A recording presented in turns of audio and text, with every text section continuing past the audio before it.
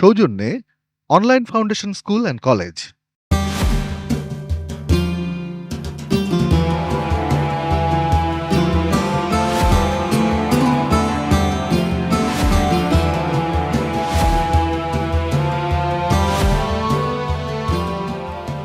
আসসালামু আলাইকুম ওরহমতুল্লাহি ওবরাকাতুহ।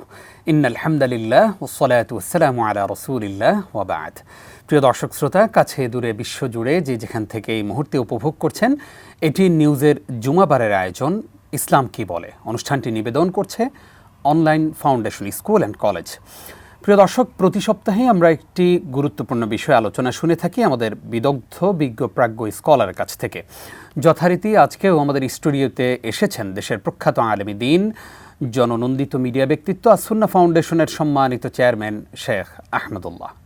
আসসালামু আলাইকুম ওরহমতুল্লাহি ওয়া বারাকাতুহু। ওয়ালাইকুম আসসালাম ওরহমতুল্লাহি ওয়া বারাকাতুহু। উস্তাদ কেমন আছেন? আল্লাহ মেহরবানি, আলহামদুলিল্লাহ। আপনাকে এটি নিউজের এই আয়োজনে বরাবরের মতোই স্বাগত জানাচ্ছি। ধন্যবাদ আপনাকে। প্রিয় দর্শক, আজকে আমরা শাইখের কাছ থেকে যে বিষয় আলোচনা শুনতে চাই তা অত্যন্ত সমসাময়িক একটি বিষয়, তা হলো তীব্র গরমে করণীয়। প্রিয় দর্শক, তীব্র গরমে আমাদের অনেক কষ্ট হচ্ছে।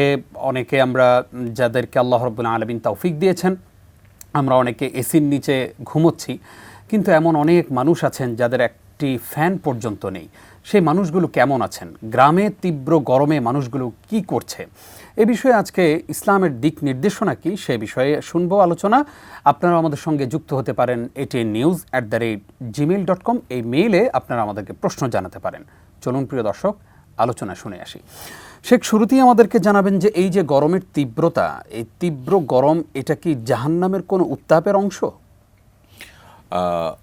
আলহামদুলিল্লাহ, সালাতু ওয়াসসালামু আলা রাসূলিল্লাহ বা'দ। সকল প্রশংসা আল্লাহ তাআলার, সালাত এবং সালাম নাজিল হোক প্রিয় নবী সাল্লাল্লাহু আলাইহি ওয়াসাল্লামের প্রতি। গরমের তীব্রতা জাহান্নামের অংশ, ব্যাপারটা সেরকম নয়। বরং আমরা পৃথিবীতে যত গরম অনুভব করি, দাবদাহ অনুভব করি গ্রীষ্মকালে বা বিভিন্নভাবে, তো এই সমস্ত গরম এবং উষ্ণতা, এটা বিশেষ করে তীব্রতা আসলে তখন আমাদের অনুভব হয় এটি জাহান্নাম থেকে আসা, জাহান্নামের নিঃশ্বাস বা ভাব, ছাড়া ভাব।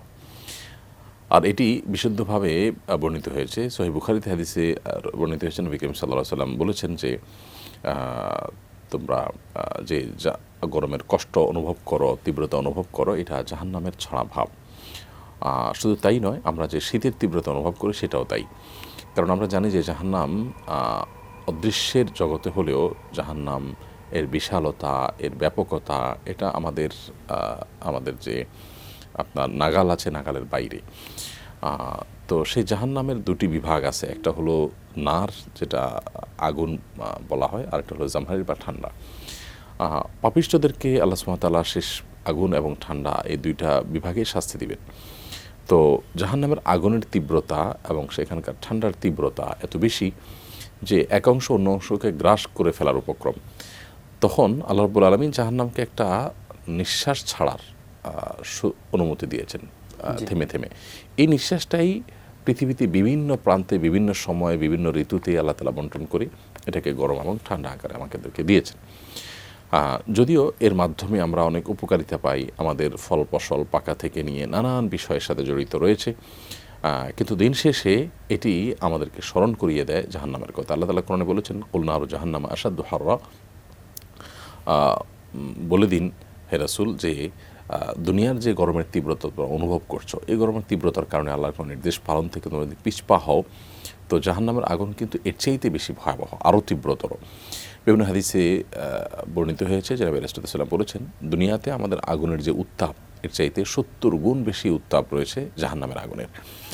এই বিষয়টা আমাদের কাছে আজকাল অনেকের কাছে বিষয়টা অস্পষ্ট থাকবে বা অনেকের কাছে বিশ্বাস করতে কষ্ট হতে পারে, কারণ বিশেষ করে আমাদের ঈমান ঠুনকো হয়ে গেছে। আমরা যদি আল্লাহ তাআলাতে বিশ্বাস করি, তাহলে আল্লাহর দেওয়া সমস্ত তথ্যের প্রতি বিশ্বাস আমাদের খুব স্বয়ংক্রিয়ভাবে চলে আসার কথা বা আসা উচিত।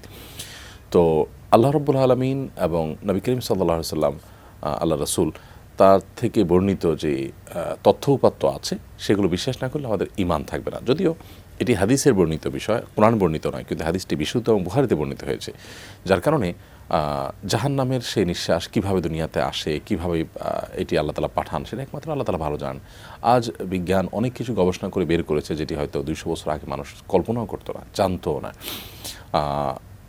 1400-1450 বছর আগে নবী সাল্লাল্লাহু আলাইহি ওয়াসাল্লামের সময়ে কিন্তু বিভিন্ন বিভিন্ন আমল মাপার কথা বলা হয়েছে কোরআনে, হাদিসে, এবং অনেক এমন কিছু মাপার কথা বলা হয়েছে যে সেগুলো আবার কীভাবে মাপা যায় মানুষ কল্পনাও করতে পারতো না তখন। এখন কিন্তু আমরা তাপ মাপছি, আমরা অনেক কিছু মাপছি, যার কারণে এখন আমাদের জন্য সেটা বোঝা অনেক সহজ হয়েছে।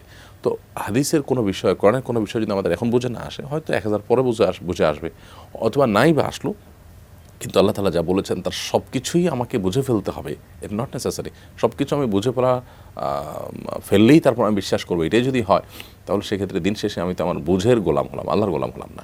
তো যাই হোক, এটি জাহান্নাম থেকে উদ্গত, সেটি বিশুদ্ধ হাদিস দ্বারা বর্ণিত। শুধু গরমের তীব্রতা নয়, বরং শীতের তীব্রতাও তাই, এবং সেই সাথে এটির পেছনে আমাদের বিভিন্ন ক্রিয়াকলাপেরও দায় থাকে। অর্থাৎ এটি যখন সীমাহীন হয়ে যায়, গরম যখন অনেক বেশি হয়, ঠান্ডা যখন অনেক বেশি হয়, সেটার পেছনে পরিবেশ বিপর্যয়, পরিবেশকে নষ্ট করা সহ আমাদের কৃতকর্ম, আমাদের নানা পাপাচারের ফসলও সেটি হয়ে থাকে। মানুষ যখন পরস্পর প্রতি জুলুম বাড়িয়ে দেয়, একে অন্যের প্রতি অবিচার বাড়িয়ে দেয়, তখন সেখানে অস্বাভাবিকভাবে আপনার অনাবৃষ্টির সমস্যা দেখা দেয়। এগুলো সবগুলোর সাথে আমাদের আমলেরও রিলেশন রয়েছে। জি, আশা করছি আমাদের দর্শকরা বিষয়টি বুঝতে পেরেছেন। আল্লাহ তাআলা আমাদের এই গরমের তীব্রতা থেকে আমাদেরকে হেফাজত করুক, আল্লাহুম্মা আমিন। শেখ, আপনি আমাদেরকে বলবেন এই তীব্র গরমে আমাদেরকে স্পেসিফিক কিছু আমল যদি আপনি আমাদেরকে জানিয়ে দিতেন, যে গরমের সময়টাতে এই আমলগুলো আমরা করতে পারি এবং করলে আমাদের নিজেদের জন্য এবং অন্যান্য মানুষ, পশু পাখির জন্য অনেক উপকার হবে। ধন্যবাদ আপনাকে। প্রথম কথা হলো যে আমরা তীব্র গরমের মধ্যেও থেকে আমি কিভাবে জান্নাত এর পথে আমি অগ্রসর হয়ে যেতে পারি, জাহান্নাম থেকে মুক্তি লাভ করতে পারি, সেই চেষ্টা আমাদের থাকবে। তার মধ্যে গরমের তীব্রতা যখন অনুভব হয় তখন আমরা বেসবর না হয়ে, অসহিষ্ণু না হয়ে, ধৈর্য হারা না হয়ে, বরং আমরা যদি আল্লাহ রাব্বুল আলামিনের জন্য সবর করি, ধৈর্য ধারণ করি, এবং ওই আয়াতটি মাথায় রাখি যে কুল নারু জাহান্নাম আসাদ্দু হাররা, জাহান্নামের আগুন এর চাইতে কঠিন এবং তীব্রতর, ওইটা মাথায় রেখে যদি আমরা একটু সবর করি এবং আমার এই গরমের মধ্যে আমার কাজকামগুলো সারি এবং কোনো ফাহেসা কথা, কোনো উদ্ভট উক্তি না করি, তাহলে সেক্ষেত্রে সেটা একটা নেক আমল হবে। আমি ধৈর্য ধারণ করলাম, কারণ আল্লাহ রাব্বুল আলামিন মানুষকে সুখ দিয়ে যেমন ধৈর্য ধারণ করেন, দুঃখ দিয়েও ধৈর্য ধারণ এর পরীক্ষা করেন। আল্লাহ তাআলা ধৈর্য ধারণ করেন সুখ দিয়েও, আবার দুঃখ দিয়েও। তো গরমের তীব্রতা এটা পেয়ে আমি কি করছি? অনেকে আমরা গালিগালাজ করছি, অনেকেই গরমের মা বাপ তুলে বকাঝকা দিচ্ছি, আজেবাজে মন্তব্য করছি। তিরমিজির হাদিস থেকে আমরা জানি নবী রাসূলুল্লাহ সাল্লাল্লাহু আলাইহি ওয়াসাল্লাম বলেছেন, কোনো বস্তুকে মানুষ যদি অভিশাপ করে, সে যদি অভিশাপের পাত্র না হয়, তখন এটি তার উপরে এসে বর্তায়। তো আমরা অনেকে এরকম কাজ করি, সেটা না করে আমরা যদি একটু ধৈর্য ধারণ করতে পারি এবং এখান থেকে জাহান্নামের আগুনের ভয়াবহতাকে অনুভব করার চেষ্টা করে সেখান থেকে পানা চাই, তাহলে এই গরমের কষ্টটি আমার ইবাদতে পরিণত হতে পারে। সেই সাথে গরমের সময় রোজা রাখা অনেক কঠিন। এখন বিশেষ করে শাওয়ালের 6টা রোজা চলছে, শাওয়ালের 6টা রোজা আরও 10-15 দিন রাখা যাবে। তো এই যে আরও 13-14 দিন রাখা যাচ্ছে, অর্ধমাস প্রায় বাকি আছে, এই দিনগুলোতে প্রচণ্ড গরম থাকবে, সেটাই স্বাভাবিক, আবহাওয়া পূর্বাভাস তাই বলছে। তো এরকম গরমের মধ্যেও যারা কষ্ট করে রোজা রাখছেন তাদেরকে আল্লাহ তাআলা অবশ্যই সওয়াবের পরিমাণ বাড়িয়ে দিবেন, কারণ হাদিসে আসছে যে ইন্না আযামাল জাযাই মা আযামিল বালা, কষ্ট যত বেশি হয় তার বিনিময় তত বেশি হয়। সো এই কষ্ট উপেক্ষা করে যদি কেউ রোজা রাখেন, কেউ রাতটা ছোট থাকে, তারপরে তিনি ফজর নামাজটা ঠিকমতো পড়েন, এশার পর শুয়ে পড়েন, তাহাজ্জুদের চেষ্টা করেন, তাহলে এই গরমটা আমাদের জন্য, গরমের কষ্টটা আমাদের জন্য সওয়াবের কারণ হতে পারে। সেই সাথে গরমের মধ্যে আমরা পানি পান করানোর একটা ইবাদত করতে পারি, একটা নেকামল করতে পারি, যেটা আমাদের সমাজে সেরকম করতে দেখা যায় না। অবশ্য এত গরম একসময় ছিল না, এখন আস্তে আস্তে মানুষের মধ্যে পরিবর্তন হচ্ছে, আশা করছি অনেক হয়তো শুরু করবেন এবং ইতিমধ্যে অনেক শুরু করেছেনও। তো আমরা মানুষকে পানি পান করাতে পারি, সেটা একটা ইবাদত। নবী সাল্লাল্লাহু আলাইহি ওয়াসাল্লামকে জিজ্ঞাসা করা হয়েছিল কোন দান সবচেয়ে উত্তম, তিনি বলেছেন যে আইয়ুস সাদাকাতে আফদাল, কোন দান সবচেয়ে উত্তম, এর উত্তরে তিনি বলেছেন সাকিউল মা, বা মানুষকে পানি পান করানো। শুধু মানুষকে নয়, বরং পশু পাখি প্রাণী, তাদের প্রাণ ওষ্ঠাগত এবং গরমে চরম অবস্থায় তাদের পৌঁছেছে, এরকম পরিস্থিতিতে তাদের জন্য আমরা কোনো পাত্রে টাত্রে আমাদের বাসার ছাদে আশেপাশে রেখে দিলে তারাও পানি পান করতে পারবে। জি, অসংখ্য ধন্যবাদ উস্তাজ। আসবো আপনার কাছে আবারও ইনশাআল্লাহ ছোট্ট একটি বিরতির পর। প্রিয় দর্শক, আপনারা দেখছেন আপনাদের প্রিয় আয়োজন এটিএন নিউজের শুক্রবার জুমাবারের আয়োজন ইসলাম কি বলে। অনুষ্ঠানের এ পর্যায়ে ছোট্ট একটি বিরতির সময় হলো, আমাদের সঙ্গেই থাকুন। সৌজন্যে online foundation school and college.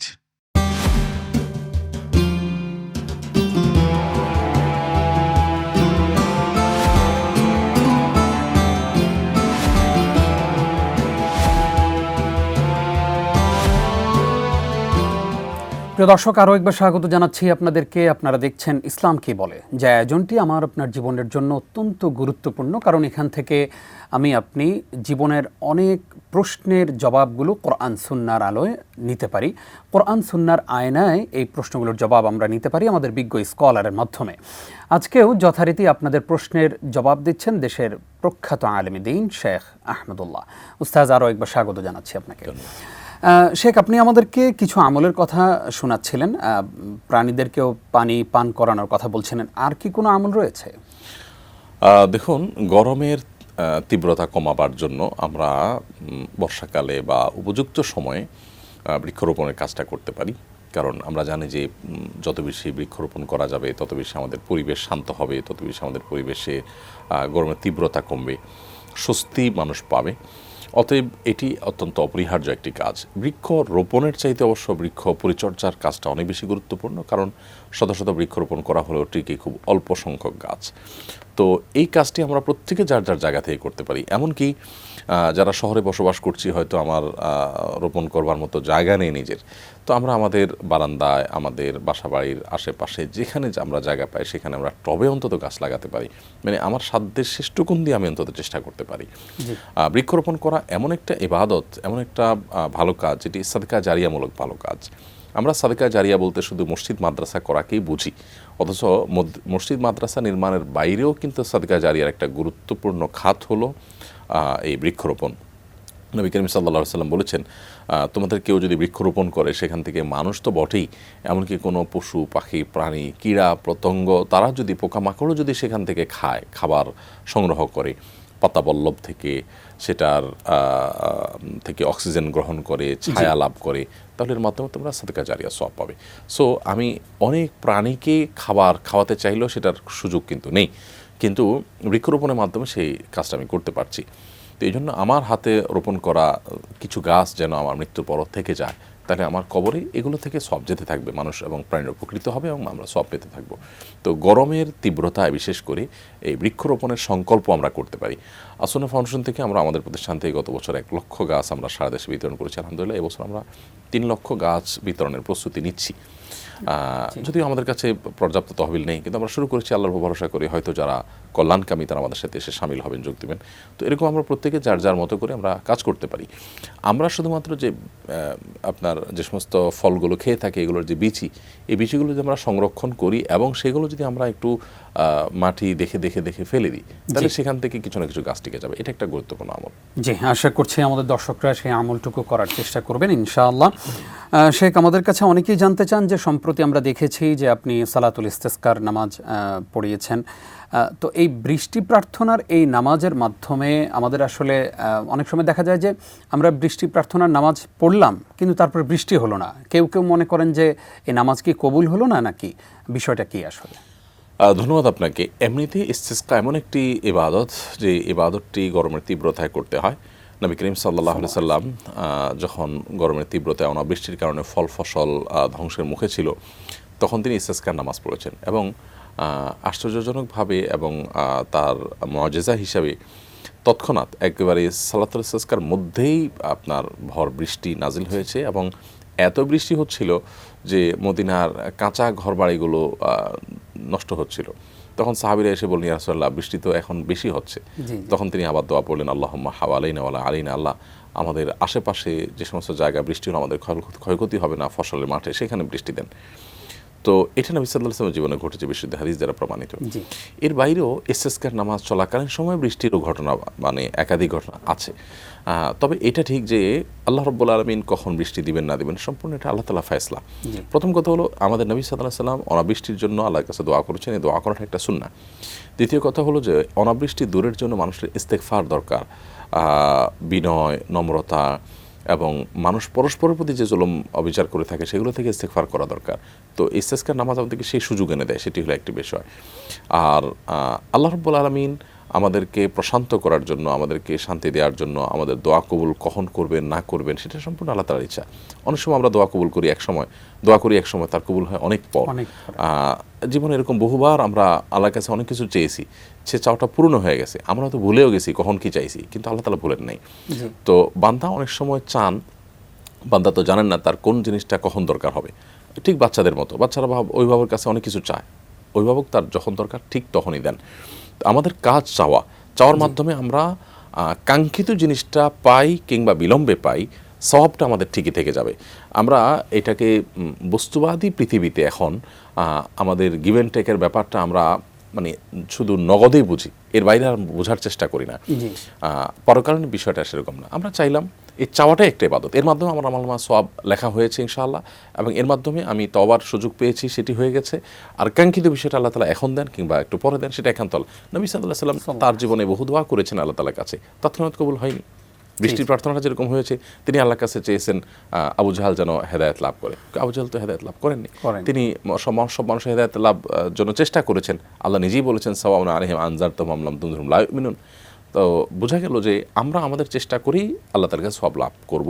কাঙ্ক্ষিত বিষয়টা আল্লাহ তাআলা দেন, সেটা আমাদের চাওয়া হবে, কিন্তু যদি আল্লাহ নাও দেন তো সেটাকেও আমরা মেনে নেব। এটাই তো ঈমানের পরীক্ষা। শেখ, এই সালাতুল ইস্তিসকার নামাজ কি আমরা একদিন পড়বো নাকি একাধিকবার পড়ার সুযোগ? বিভিন্ন ফুকাহা ইকরাম এটাকে 3 দিন পর্যন্ত পড়ার কথা বলেছেন সর্বোচ্চ, সর্বনিম্ন একদিন পড়লেও হয়, কিন্তু টানা 3 দিন পর্যন্ত পড়া যেতে পারে অনাবৃষ্টি হলে, এবং পড়া উচিত। জি শেখ, আমরা অনুষ্ঠানের শেষের দিকে আছি, ছোট্ট করে জানতে চাই যে অনেকে এই গরমের এই তীব্রতা থেকে রক্ষা পাবার জন্য ব্যাঙের সাথে ব্যাঙের বিয়ে শাদী দেন, এটা কতটুকু খুবই দুঃখজনক?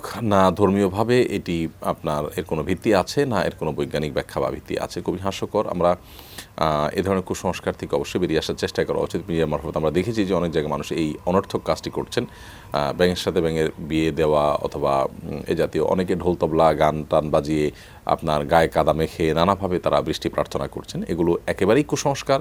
এগুলোর মাধ্যমে বৃষ্টি প্রার্থনা করতে গেলে বরং গুনাহ হবে এবং হেয়ালিপনা হবে, সেগুলো আমাদের বেঁচে থাকা দরকার।